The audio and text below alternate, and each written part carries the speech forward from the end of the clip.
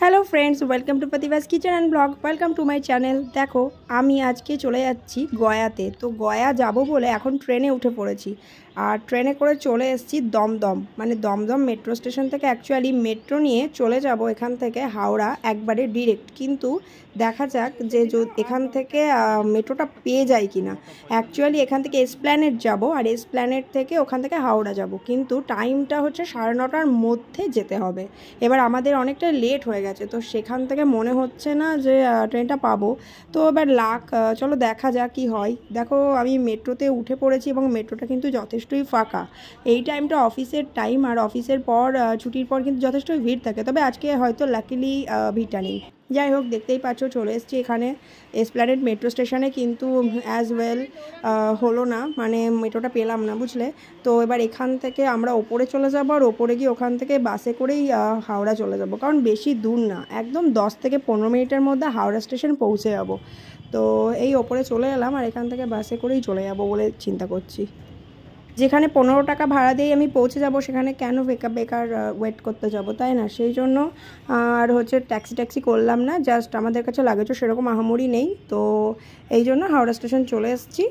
এই তোমার বাসে করেই চলে এলাম। যাই হোক, দেখো এটা হাওড়া স্টেশন, এবং হাওড়া স্টেশন আমি রাতের টাইমে খুব একটা আসিনি বলতে পারো। আমার এই দিয়ে হাওড়া 3 নাম্বার বার আমি আসছি। তো যাই হোক, হাওড়া থেকে অ্যাকচুয়ালি গয়া যেতে হবে আমাদের সকালবেলাতে 6:40-এ বন্দে ভারত এক্সপ্রেস। ওটাতে চড়াটাই সত্যি কথা বলতে মেন অ্যাট্রাকশান, যে আমি বন্দে ভারত এক্সপ্রেস ট্রেনটার আনন্দ নেব, কেমন ওটার এক্সপিরিয়েন্সটা করব। তো এটাই হচ্ছে আমার মেন টার্গেট।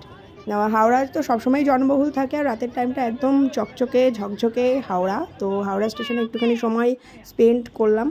তারপর মোটামুটি রাত্রে আমরা 10টার মধ্যে একটা রুম নিয়ে নিয়েছিলাম স্টেশন চত্বরেই। স্টেশন থেকে জাস্ট একটুখানি লেফট সাইডে চলে এসেছিলাম, লেফট সাইডে চলে এসে একটা রুম নিয়ে নিয়েছিলাম। আর দিয়ে তারপর তোমার যেহেতু আমাদের মর্নিংয়ে বন্দে ভারত এক্সপ্রেস, সেই জন্য দেখতেই পাচ্ছ এখন আমি ট্রেনের মধ্যে রয়েছি। তো বন্দে ভারত এক্সপ্রেসের ভেতরে অ্যাকচুয়ালি কোনো শ্যুট করা যায় না, তার কারণ একটা অদ্ভুত আওয়াজ হয়, এবং ভিডিওগুলোও না একটুখানি প্রবলেম ক্রিয়েট করছিল। তো যে কারণে আমি জায়গায় জায়গায় কিছু ভিডিও করেছি, এবং কিছু জায়গাতে করতে পারিনি। আর নেটওয়ার্ক ইস্যুটাও কিন্তু যথেষ্টই ছিল, যেহেতু এটা পুরো টোটালি এসি ট্রেন, এবং এখানকার ফেসিলিটি কিন্তু সত্যি কথা বলতে টিপটপ। যেরকম সুন্দর তোমার সিট ক্যাপাসিটি, সেরকম কমফোর্টেবল, আর টয়লেটগুলো নিট অ্যান্ড ক্লিন। টয়লেটগুলো মানে যত প্রশংসা করব তত কম করা হবে, মানে ওয়ান টাইম ফ্ল্যাশ, একদম তোমার টোটাল সব কিছু টেনে নেয়। তো সত্যি কথা বলতে এই টয়লেট ফেসিলিটিটা এতটা ভালো, আর ভিউটাও এতটা সুন্দর। সব মিলিয়ে ট্রেনের জার্নিটা কমফোর্টেবল ছিল। এবং যদি বলো মিলের কথা, তো সকাল দুপুর রাত 3টে টাইমই মিল দেয়, এবং খুবই টিপটপ আর টাইমলি দেয়, আর প্রচুর কিছু দেয় সত্যি কথা বলতে। তো সেখান থেকেও আমার কিন্তু সত্যি কথা বলতে এই বন্দে ভারত এক্সপ্রেসের যে জার্নিটা, সেটা ভীষণই কমফোর্টেবল। এবং আমাদের দুজনের 1300 করে পড়েছিল, মানে 2600 টাকা টোটাল। আর যেহেতু আমাদের টার্গেটই ছিল জাস্ট গয়া যাব, গিয়ে ওখান থেকে সীতাকুণ্ড আর বিষ্ণুপাদ টেম্পলটা দর্শন করে দিনের দিন ফিরে আসবো, সেই জন্য কিন্তু আমরা রিটার্ন, মানে আমাদের দুপুরে ঠিক 3:30টাতে ট্রেন আছে, তো ওই ট্রেনটাতেই কিন্তু আবার রিজার্ভ করে নিয়েছি। সো টোটাল মানে জার্নিটাতে কি হচ্ছে আমি তোমাদেরকে ডিটেলস ডিসক্রাইব করছি। সকালে ব্রেকফাস্ট দিয়ে দিয়েছে, দেখতেই পাচ্ছ। এখানে অ্যাকচুয়ালি কী আছে আমি তোমাদেরকে এক্সপ্লেন করে বলছি। এখানে রয়েছে কেক, একটা তোমার সব কিছু মানে সেদ্ধ করা কর্ন, আলু, আর কতগুলো সবজি বিনস দিয়ে ওটাকে সেদ্ধ করে দিয়েছে। তার সাথে 2টো পাউরুটি দিয়েছে, যেটা একদম ব্রাউন পাউরুটি, আর জ্যাম আছে, তার সাথে দই আছে, আর আরও অনেক কিছু, বাটার আছে, সস রয়েছে, আচার রয়েছে, মানে অনেক কিছু দিয়ে মোটামুটি একটা প্যাকেজ করে ওরা, আর অনেক রকম দেয়। তো একই রকমভাবে লাঞ্চের টাইম এবং তোমার ডিনারের টাইমেও এগুলো সবই প্রোভাইড করে, আর এগুলো সব কিছুই কিন্তু যথেষ্টই টাইমলি প্রোভাইড করে দেয়। মানে তোমার লাঞ্চ মোটামুটি তোমাকে 12টা থেকে 12:30টার মধ্যে দিয়ে দেবে, আবার তোমার ডিনারটাও ঠিক তাই, 7টা থেকে 7:30টার মধ্যে তোমার কিন্তু ডিনার দিয়ে দেবে। এবার তুমি তোমার টাইম অনুযায়ী কমফোর্টেবলি সেটাকে নিয়ে নেবে, মানে তোমার যখন ইচ্ছে তখন খেয়ে নেবে, কোনো জোর জবরদস্তি নেই। আর চা অ্যাকচুয়ালি এখানে প্রথমত তোমাকে একটা টি দিয়ে দেবে সন্ধ্যাবেলার দিকে, ওটার কোনো চার্জ লাগবে না। আর তোমার টিটা মর্নিংয়ে আর সন্ধ্যাবেলা দুবেলায় তুমি নিজের মতো বানিয়ে নিতে পারো, মানে তোমাকে পাউচ দিয়ে দেবে, গরম জল প্রোভাইড করবে, সব কিছু প্রোভাইড করে দেবে, স্পুন টুন। তো তুমি তোমার মতো ওটাকে কিন্তু বানিয়ে নিয়ে খেতে পারো। আর আরেকটা জিনিস যেটা হয়, যদি তুমি এরপরেও এক্সট্রা চা নিতে চাও তাহলে তোমাকে 20 রুপিস এক্সট্রা চার্জ করবে। শুধু এক্সট্রা চা কেন, এক্সট্রা যে কোনো খাবারই তুমি অর্ডার করতে পারো, সেটার জন্য এক্সট্রা চার্জ তোমাকে পে করতে হবে। আদারওয়াইজ কোনো এক্সট্রা চার্জ তোমার লাগবে না। টোটাল তুমি তোমার মতন করেই এনজয় করতে পারো। ইভেন আরেকটা জিনিস যেটা স্টাফ বিহেভিয়ার টু গুড, তুমি যদি মনে করো, ধরে নাও তুমি ডাবল সিট, যেমন আমি 2টো সিট বুক করেছিলাম, আমার ছেলে ছিল সাথে, তো অনেক সিটই খালি যাচ্ছিলো, তো সেখান থেকে যদি ও বসে যায় কোনো প্রবলেম নেই। এটাও কিন্তু একটা ভালো দিক বলতে গেলে। স্টাফ বিহেভিয়ারটা তো অবশ্যই জরুরি। তো দেখো, তোমাদের সাথে কথা বলতে বলতেই আমি চলে এসেছি কিন্তু গয়া স্টেশনে, এবং এখান থেকে জাস্ট একটা অটো আমরা রিজার্ভ করে নিয়েছি, কারণ রিজার্ভ করা অটো নিলে তাড়াতাড়ি চলে যাব। হ্যাঁ, আর এখানে একটা জিনিস কিন্তু খেয়াল করবে তোমরা, স্টেশনে জাস্ট নেমেই একটু ডান দিকে এসে ভারত সেবাশ্রম যেটা আছে, ভারত সেবাশ্রমের যে প্লেসটা, ওটাকে ডিনোট করে ওই জায়গা থেকে অটো বুক করবে, তাহলে তোমাদের কিন্তু একটু কম পড়বে। আমি অ্যাকচুয়ালি ডিরেক্ট চলে যাব বিষ্ণুপাদ টেম্পলে। তো বিষ্ণুপাদ টেম্পলে দেখো, আমি কথা বলতে বলতে তোমাদের সাথে পৌঁছেও গেছি। তো এখানে আসার জন্য আমার চার্জ পড়লো 150 টাকা। তো 150 টাকাতে এখানে বিষ্ণুপাদ টেম্পলের ভেতরে আমি ঢুকবো না, প্রথমে আমি চলে যাবো একটু ঘাটের দিকে। আর বিষ্ণুপাদ টেম্পলের আমি টোটাল স্পটটা তোমাদেরকে দেখাচ্ছি। এখানে কিন্তু টেম্পলটা পুরো ব্ল্যাক কালারের আর ভীষণই মানে মন ছুঁয়ে যাওয়া একটা জায়গা, সত্যি কথা বলতে। কিন্তু এখানে ভেতরে কোনো ফটোগ্রাফি ভিডিওগ্রাফি করতে দেবে না। সো সেখান থেকে এখানে কি দেখলাম জাস্ট আমি তোমাদেরকে এক্সপ্লেন করব। এবং এই যে আমার পুটলুবাবু কিন্তু ক্লান্ত হয়ে গেছে, তো আমরা চলে যাবো একটুখানি ঘাটের দিকে এবারটা। আর আমি এখানে একটুখানি মাস্ক কেন ইউজ করছি বলছি সেটাও, তার কারণ হচ্ছে এখানকার পাথুরে জায়গা তো, আর প্রচণ্ড ধুলো, তো আমার ধুলোতে সবসময় একটুখানি অ্যালার্জিক প্রবলেম হয়, তো যে কারণে আমি একটুখানি মাঝে মাঝে আমি বাবু দুজনেই মাস্ক ইউজ করছি। তো দেখো, এখন ঘাটের দিকে চলে যাব, এবং এখানে কিন্তু প্রচুর পিন্ডি দেওয়ার একটা ব্যাপার থাকে, তো ওই পিন্ডি দেওয়ার প্রসেসটা কিন্তু চলছে, এবং সেটাও আমি কিছুটা তোমাদের সাথে শেয়ার করব এবং দেখাবো। সত্যি কথা বলতে আমার এখানে কিন্তু একটা থ্রিলিং এক্সপিরিয়েন্স আছে, সেটাও আমি ভিডিও শেষে তোমাদের সাথে শেয়ার করবো। সেই জন্য ভিডিওটা একদম স্কিপ করো না, ভিডিওটা দেখতে থাকো। আর যারা আমার চ্যানেলে নতুন তারা অবশ্যই কিন্তু চ্যানেলটাকে সাবস্ক্রাইব করে নিও।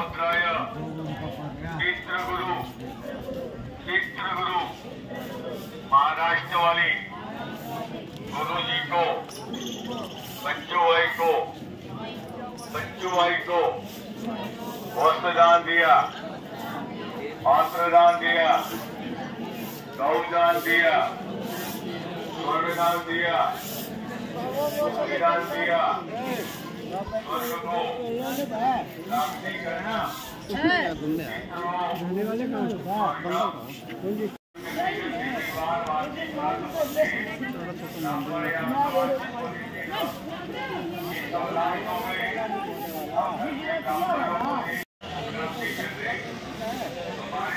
তো তোমাদের সাথে ঠিক যেরকমভাবে বলছিলাম যে এখানে কিন্তু পিতৃপুরুষের উদ্দেশ্যে পিণ্ডি দেওয়া চলছে। কেউ হয়তো ভালোভাবে মারা গেছে, কেউ হয়তো অপমৃত্যুতে মারা গেছে, তো সবারই পিণ্ডি দেওয়া চলছে। এবং পিণ্ডি দেওয়ার পর এই ফল্গু নদীতে কিন্তু তারা স্নান করছে। অ্যাকচুয়ালি এত জল এখানে থাকে না, এখন ড্যামের সাহায্যে এখানে কিন্তু জলটাকে বাঁধানো হয়েছে।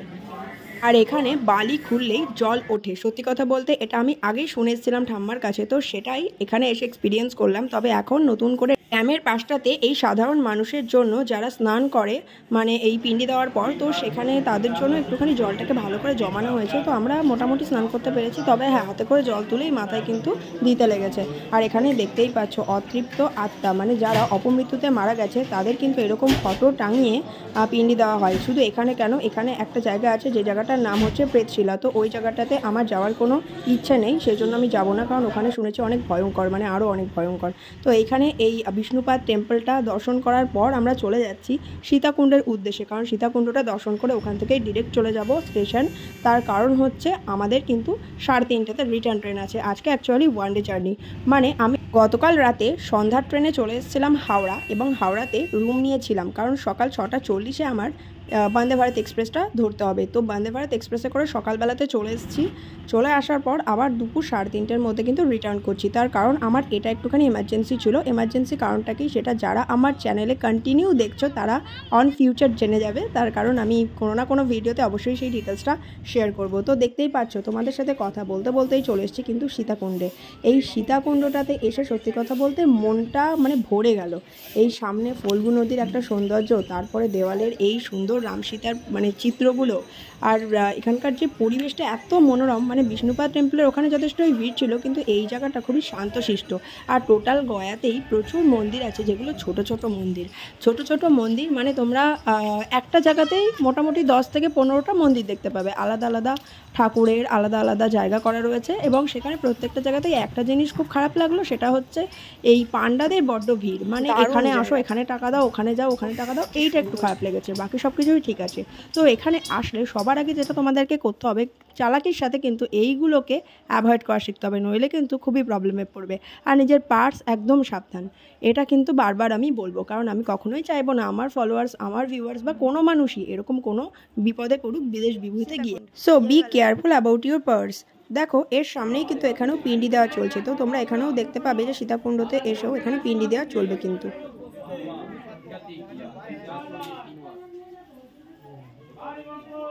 এটাই অ্যাকচুয়ালি সীতাকুণ্ড, মা সীতার এই মন্দিরটা তোমরা একটু দেখো।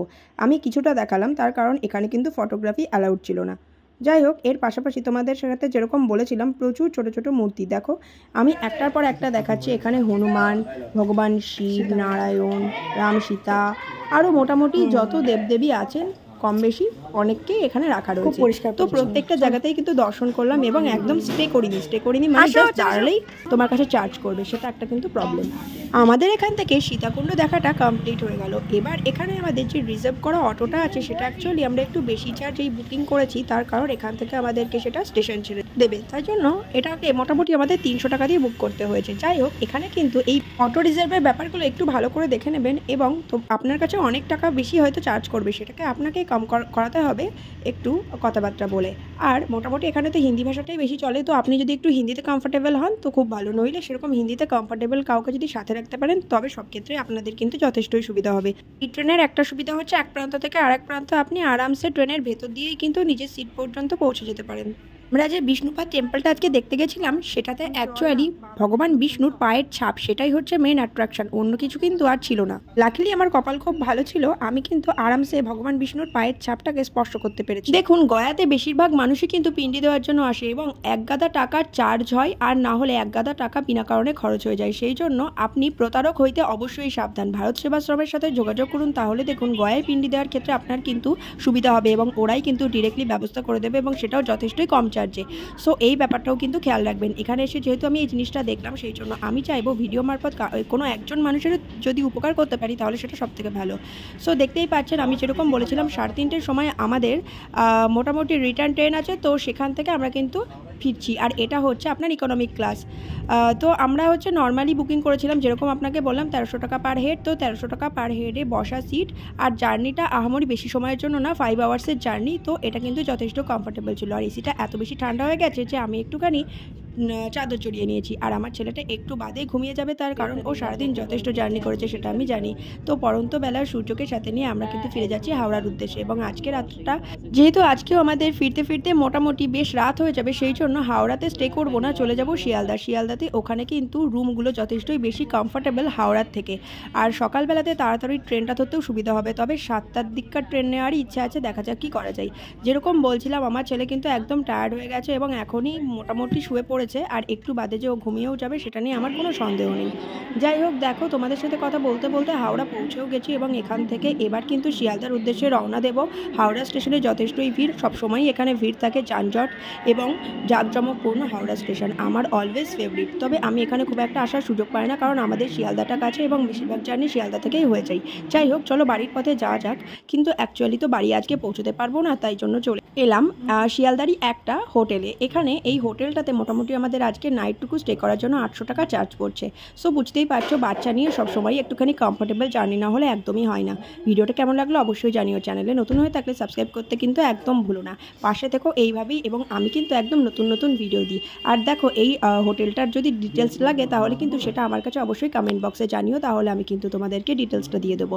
কোন হোটেল কীরকম দেখতেই পাচ্ছ, যথেষ্টই নিট অ্যান্ড ক্লিন এবং টয়লেটটাও যথেষ্ট ভালো। সো কেমন লাগলো অবশ্যই জানিও। আর এরপর কাল সকালেই চলে যাব কিন্তু বাড়ির উদ্দেশ্যে। দেখো সকালবেলা বেরিয়েও পড়েছি। টাটা।